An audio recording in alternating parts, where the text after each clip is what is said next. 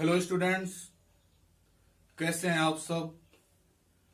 सर्वप्रथम गंगोत्री देवी intermediate college के class 9th के सभी छात्रों का मैं वेलकम करता हूं और मैं सारे बच्चों को आज क्लास 9th के साइंस के हमारे आसपास के पदार्थ को समझाने जा रहा हूं। स्टूडेंट, जैसा कि हम अपने लाइफ में, अपने जीवन में प्रत्येक दिन देखते हैं बहुत सारी वस्तुओं को जो अलग अलग तरीके से, जैसे कि आपका पेन है, स्केच है, आपका कलम है, आपका कॉपी किताब, घर, ये सब कुछ एक पदार्थ है। तो हमारे आसपास यानी जहां हम रहते हैं उसके चारों तरफ कोई ना कोई पदार्थ होता है।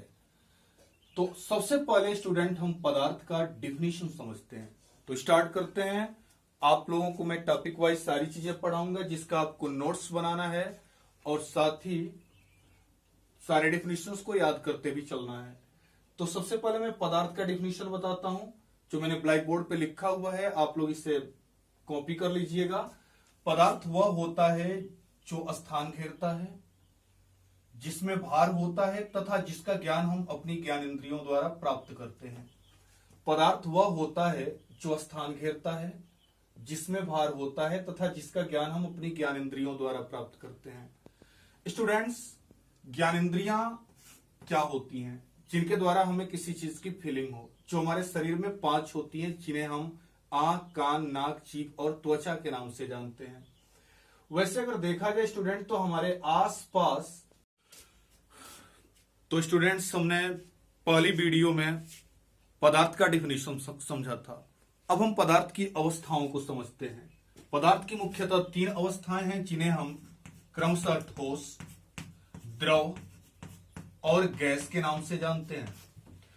स्टूडेंट्स, ठोस क्या है? जिस पदार्थ का आयतन और आकार निश्चित हो उसे हम ठोस कहते हैं। जिस पदार्थ का आयतन और आकार निश्चित हो उसे हम ठोस कहते हैं। जैसे में स्टूडेंट, जैसे आपका कलम हो गया, मेज हो गया, दीवार हो गई, ये सब ठोस पदार्थ है। सेम इसी प्रकार से अगर हम पदार्थ की दूसरी अवस्था द्रव के बारे में पढ़ें तो इसके बारे में हम पढ़ते हैं कि जिसका आयतन तो निश्चित हो लेकिन इसका आकार अनिश्चित हो, तो इसे हम कहते हैं स्टूडेंट द्रव। जिसका आयतन निश्चित हो और आकार अनिश्चित हो तो इसे हम द्रव कहते हैं। इस तरह में जैसे आपका पानी है, दूध हो गया, इसके बाद स्टूडेंट आपका हो गया पानी, दूध, तेल हो गया, ऑयल जिसे आप कहते हो, ये सारी चीजें हैं जिसे हम द्रव कहते हैं। अगर हम पदार्थ की तीसरी अवस्था की ओर आ जाएं जिसे हम गैस कहते हैं, तो गैस किसे कहते हैं स्टूडेंट? जिसका आयतन और आकार ये दोनों ही अनिश्चित हो उसे हम गैस कहते हैं। वह पदार्थ जिसका आयतन और आकार दोनों अनिश्चित हो उसे हम गैस कहते हैं। गैस के रूप में जैसे आप ऑक्सीजन जो श्वसन क्रिया में लेते हो वह है, कार्बन डाइऑक्साइड जो छोड़ते हो वह है, साथ ही स्टूडेंट आपका धुआं हो सकता है, ये सारी चीजें हैं। तो पदार्थ की 3 मुख्य अवस्थाएं हैं जिसे ठोस, द्रव और गैस के नाम से, सॉलिड, लिक्विड एंड गैस के नाम से जानते हैं। इसके अतिरिक्त आधुनिक मॉडर्न साइंस में 2 पदार्थ की और अवस्थाएं खोजी गई हैं जिन्हें हम प्लाज्मा और बोस-आइंस्टाइन कंडेंसेट के नाम से जानते हैं। तो प्लाज्मा और बोस-आइंस्टाइन कंडेंसेट को हम नेक्स्ट वीडियो में आपको समझाएंगे।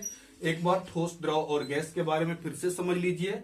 जिसका आयतन और आकार निश्चित हो उसे हम ठोस कहते हैं, जिसका आयतन निश्चित और आकार अनिश्चित हो द्रव कहते हैं, और जिसका आयतन और आकार दोनों अनिश्चित हो उसे हम गैस कहते हैं। तो स्टूडेंट, नेक्स्ट वीडियो में हम प्लाज्मा और बोस-आइंस्टाइन कंडेंसेट समझाएंगे।